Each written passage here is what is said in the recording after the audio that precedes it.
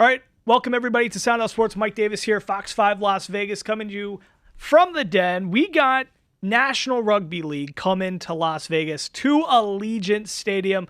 It's going to be Saturday, February 28th. You're going to want to go to nrl.com/Vegas to get tickets. We're going to have three tremendous matchups. And one of the stars right now is joining us of the Cowboys, the North Queensland Cowboys. He's a fullback, a 5'8", a guy who's running around. And this dude looks like Christian McCaffrey out there. And I'm telling you, if you love football, you're going to love rugby and watching these guys. We got star player with us, Scott Drinkwater. But what, you guys say football. What do you say? Footy? What do you I shouldn't say. What's the proper rugby term? So we say footy. The term's rugby league. So there's rugby union. Obviously, a lot of people call that rugby and sometimes think it's what we're doing, but we played rugby league. The rules are a little bit different. So yeah, the correct term is rugby league, but a lot of us call it just footy.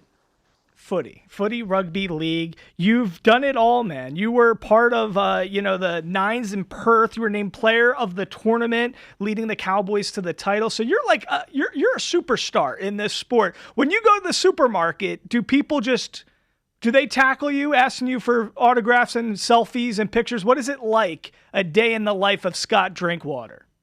I think thankfully over here,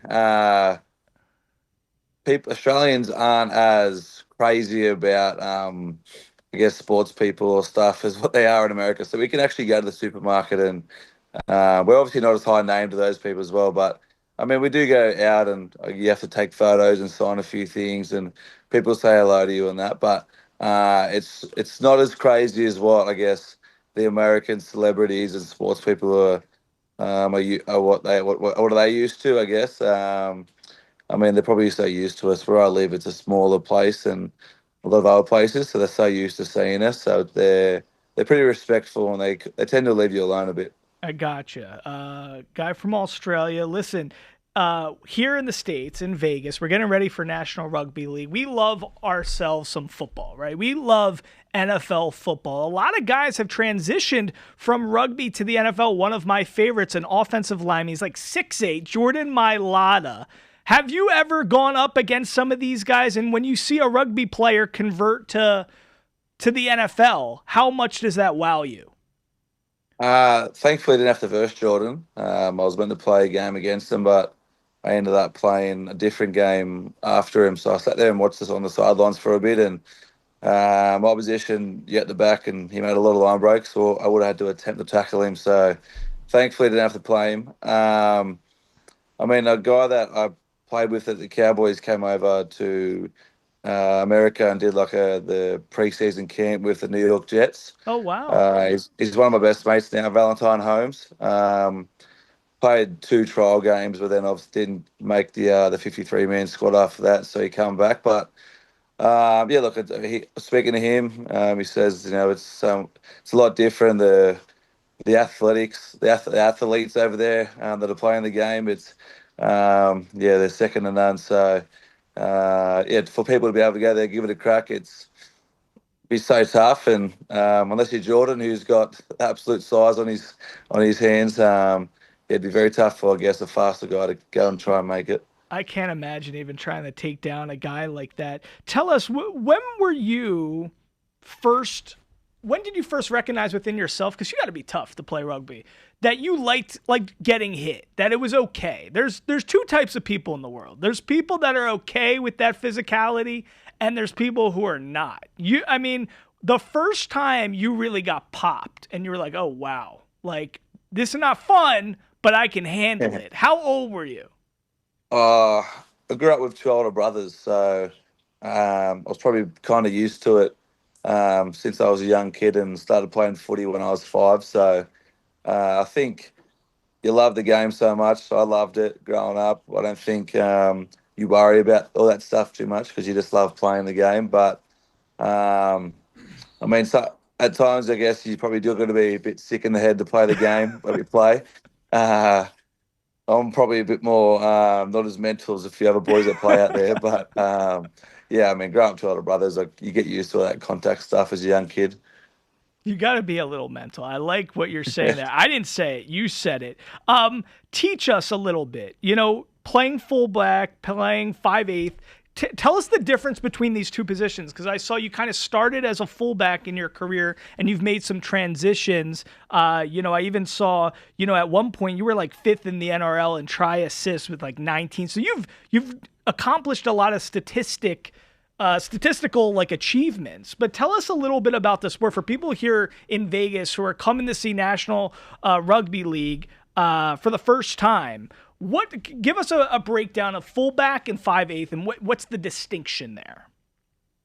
Okay, so fullback, I guess when my team is defending, so tackling the opposition who gets six tackles, I don't tackle all the time. I'm at the back, about 30 meters behind him, kind of like adjusting our defensive line, so telling people which side of the play the ball to go as they're coming out of the tackle. Okay.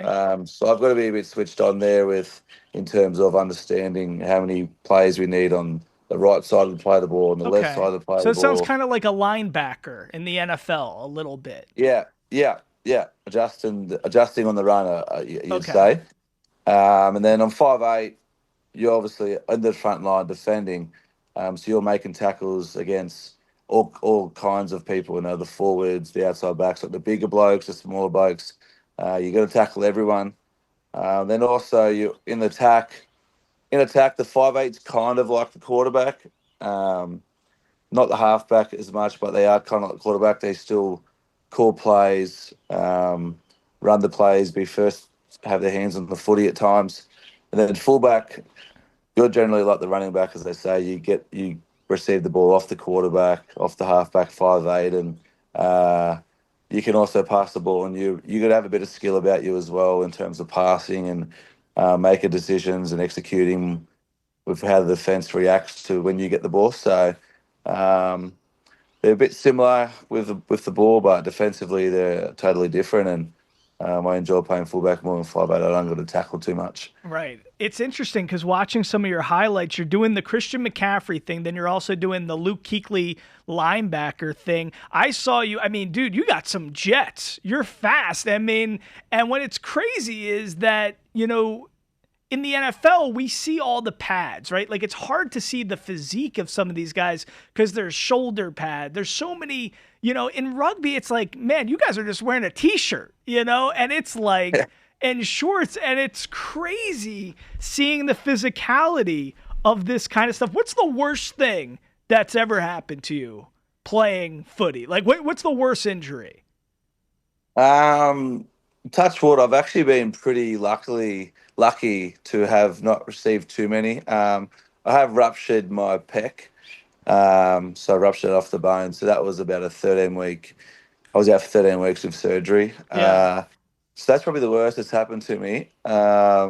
Thankfully, I mean, you do a lot of, I guess, you get like a lot of shoulder AC pain, AC joints and stuff that you pop up, and you got a needle before games, or like the SC joint in here that pops up a bit too. But You've been lucky. so many, yeah, a lot of people in our game like have to play needled, obviously, especially your shoulders because they're tackling every week with it. Yeah, the people with needle their shoulders, they can't feel it as much, so it's not too safe, but it's what you do for the love of the game. I got you. I saw this clip of you that keeps popping up in my head. I'm replaying it. I was watching this morning. You put on these jets. You're on, you're basically running back. You're fullback. You're on the offense. And you just start sprinting down the sideline. And you basically score. And you dive past this, marker. But then very quickly, you have like top of mind. You're like, I'm going to reap.